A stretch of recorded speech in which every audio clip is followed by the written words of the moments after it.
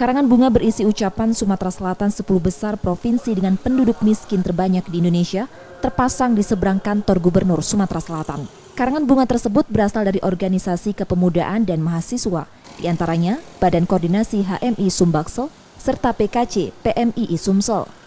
Hal itu menjadi protes untuk mahasiswa dan pemuda Sumsel, pemerintah daerah Sumatera Selatan.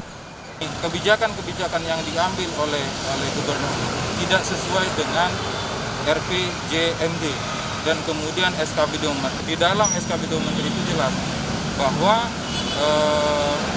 50% itu pengurangan untuk hal-hal yang tidak tepat sasaran. Contoh infrastruktur yang tidak tepat sasaran dan kemudian pembangunan baru yang tidak tepat sasaran.